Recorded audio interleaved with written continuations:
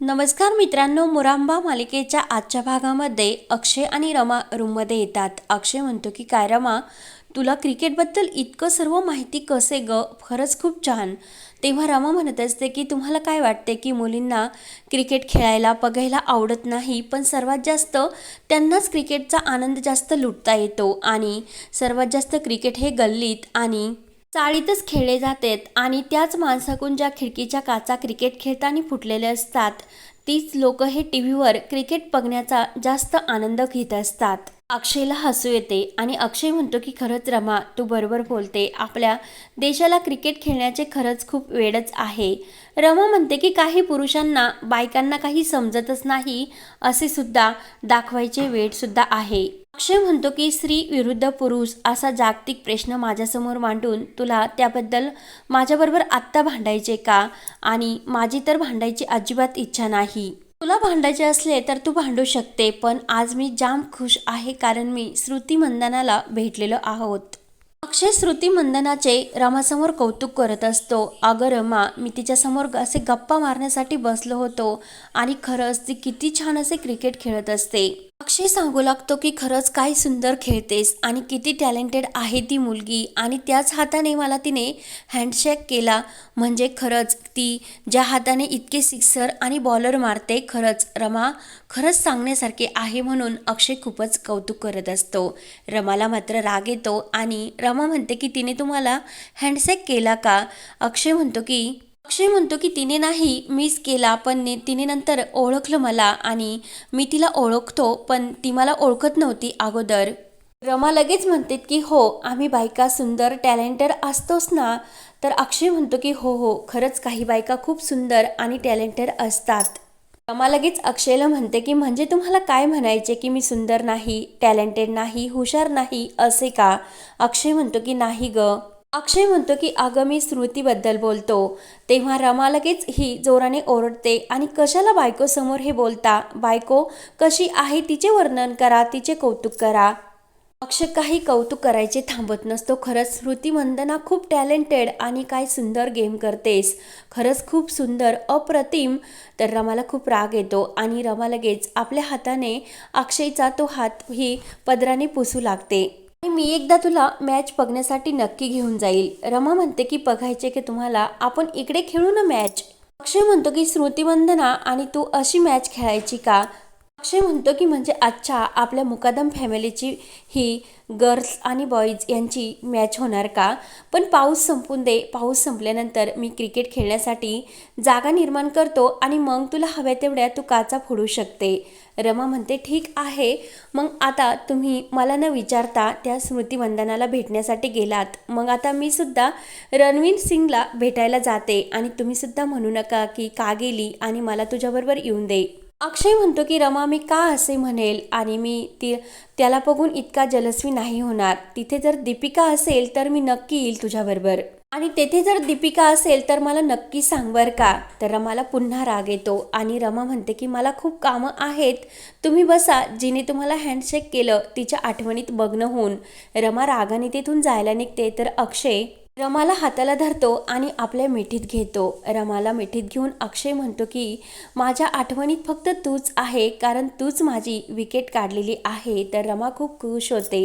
त्यानंतर रमा किचनमध्ये भाजी बनवत असते आणि तिच्या हातामध्ये तिखट मिरचीची ही बरणी असते.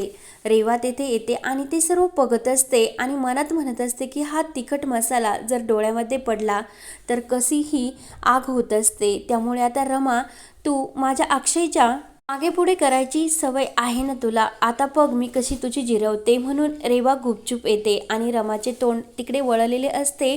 तेव्हा लगेच ती तेथील जवळील फॅन त्या मिरची पावडरवर लावून देते. तेव्हा वाऱ्याने सर्व ते रमाच्या अंगावर उडत असते आणि रमाला जास्त खोकला आणि डोळ्यामधून पाणी येत असते. तेवढ्या तेथे अक्षय येतो आणि अक्षय म्हणतो की रमा काय झाले, आणि तिखट उडवल्यामुळे जास्त आग होत असेल. म्हणून अक्षय रमाला धरून तिचा चेहरा पाण्याने धुत असतो आणि ते डोळेसुद्धा. अक्षय विचारते की रमा, असे फॅन लावून कोणी किचनमध्ये काम करतेस का. तेव्हा रमा म्हणते की अहो, मी किचनमध्ये फॅन नाही लावला. रेवा मात्र ते सर्व दृश्य बघून खुश होत असते. म्हणून अक्षय रमाच्या हाताला धरून आपल्या रुमालाने तिच्या डोळ्यावर पट्टी टाकून तिला आपल्या रूममध्ये घेऊन येतो आणि मी डॉक्टरांना फोन करतो असे रमाला म्हणतो. त्यानंतर पार्वती आजी रमाकडे रूममध्ये येते आणि रमाने डोळ्यावर पट्टी म्हणजे अक्षयचा रुमाल टाकलेला असतो. पार्वती आजी म्हणते की तू त्या सीमासारखे ऐन वेळेस घोळ घालतच असते. आता आपल्या घरामध्ये स्पर्धा आहे आणि त्या स्पर्धेमध्ये तू भाग कशी घेणार? स्पर्धेमध्ये आता 2च जोड्या उतरणार. रेवा म्हणते की हो ना आई आजी, आता ही स्पर्धा कशी खेळणार? पार्वती आजी म्हणते की आता रमाला स्पर्धेमध्ये भाग घेता येणार नाही, त्यामुळे रेवा तू एक काम कर, तू अक्षयची जोडीदार हो आणि त्याला मदत कर आणि पूजेची तबक सजवण्यासाठी घे. म्हणजे कसं होईल की 3 जोड्या सुद्धा स्पर्धेमध्ये असेल आणि कुणाचा हिरमोड सुद्धा होणार नाही. तेव्हा म्हणते की माझी इच्छा होती की रमाने खेळावे, पण आता तुम्ही म्हणता तर मी होते अक्षयची पार्टनर बनण्यासाठी त्या स्पर्धेमध्ये तयार. अक्षय म्हणतो की नाही, त्याची काही गरज नाही, रमा खेळेन माझ्यासोबत. तेव्हा पार्वती आजी आणि रेवा यांचा जळफळाट होतो. पार्वती आजी म्हणते की अरे अक्षय, रमा कशी खेळणार, तिला दिसत नाही. तर लगेच अक्षय म्हणतो की अगं आजी, तिला दिसत वगैरे काही नाही, फक्त थोडासा डोळ्याला त्रास होतो. तिच्या काळजीपोटी डॉक्टरांनी फक्त डोळ्यावर पट्टी टाकण्यासाठी सांगितली. रमा मात्र खुश होत असते. अक्षय म्हणतो की तू तिच्या डोळ्यांची काळजी करण्यापेक्षा आणि तिला असे टोमणे मारण्यापेक्षा त्या किचनमध्ये फॅन ऑन कोणी केला ते शोधण्याचा प्रयत्न कर. अक्षय म्हणतो की राहिला प्रश्न आता त्या कॉम्पिटिशनचा, मग मी तिची दृष्टी बनेल, त्यामुळे रमा फक्त तिची बुद्धी वापरेल, ती मला जसे जसे सांगेल तसे तसे मी करत जाईल, त्यामुळे मी तिचा पार्टनर तिच्यासोबत आहेच ना. आणि तसेही तेथे जिंकून मला मोठे असे कॉम्पिटिशन बक्षीस नाही मिळणार. पार्वती आजी म्हणते की अक्षय तू पण ना. तेव्हा लगेच अक्षय म्हणतो की तुला त्या रमाची काळजी नाही, पण त्या कॉम्पिटिशनची जास्त काळजी पडली. आणि तसेही तुमच्या त्या कॉम्पिटिशनमध्ये परकी व्यक्ती माझी जोडीदार झालेली मला आवडणार नाही. त्यावर लगेच अक्षय हा विचारतो की रमा तू माझी जोडीदार आहे, मग मी तुझी दृष्टी झाले तर तुला चालेल ना. रमा खुश होऊन अक्षयचा हात आपल्या हातामध्ये घेते आणि खेळातच काय, पण आयुष्यभरासाठी तुम्ही माझी दृष्टी झाला तर मला आणखीन आवडेल. पार्वती आजी आणि रेवा यांचा जळफळाट होतो. त्यानंतर इकडे कॉम्पिटिशनला सुरुवात झालेली असते. रमाकांत काका सर्व जोड्यांना सांगत असतात की 2 तासामध्ये आरतीचे ते तबक आहे, सर्वात सुंदर जास्त जो सजवेल जी जोडी तिला आज गणपती बाप्पाच्या आरतीचा मान मिळणार आहे. सर्वजण खूप खुश होतात.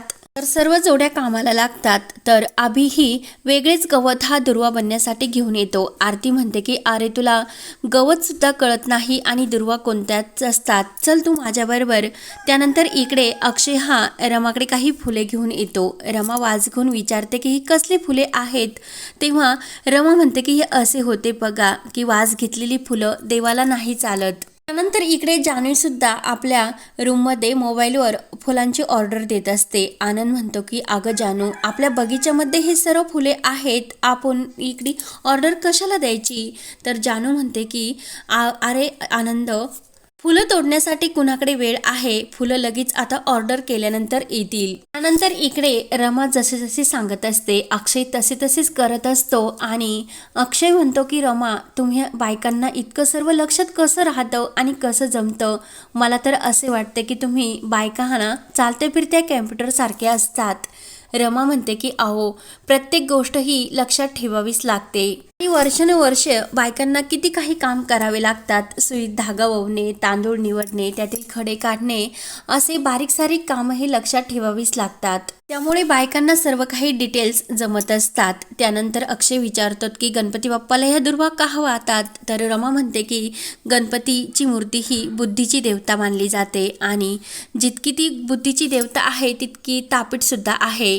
म्हणून तिचा दाह शांत होण्यासाठी आपण गणपती बाप्पाला दुर्वा वाहतो. त्यानंतर रमा म्हणते की आता आपल्याला फळांचे ताट सुद्धा वेगळे सजवावे लागेल, त्यासाठी तुम्हाला आता फळे आणावी लागतील. अक्षय म्हणतो की आत्ताच मी किचनमध्ये जाऊन आलो, तेथील फळं कोणीतरी पळवली, त्यामुळे फळं नाहीत. रमा म्हणते की काही हरकत नाही, तुम्ही आता 5 विड्याची पानं आणि एक कलश, त्यावर नारळ ठेवण्यासाठी घेऊन या.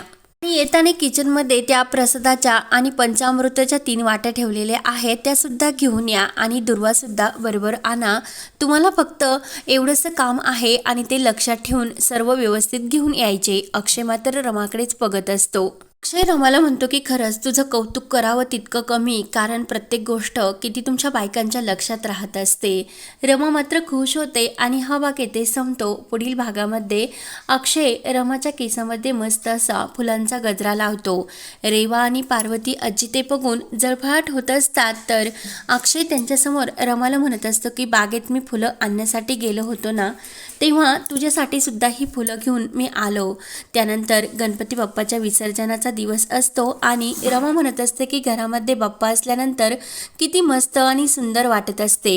आणि आता बाप्पा चालले तर घर कसं किती मोकळं होतं, म्हणून रमाला वाईट वाटत असते. अक्षय म्हणतो की खरंच ही गणपती विसर्जनाची योजना कशी आहे की विसर्जनाच्या वेळेस किती घाण कचरा होत असतो आणि बाप्पाच्या मूर्तीची जी अवस्था होते ती तर मात्र बघवतच नाही.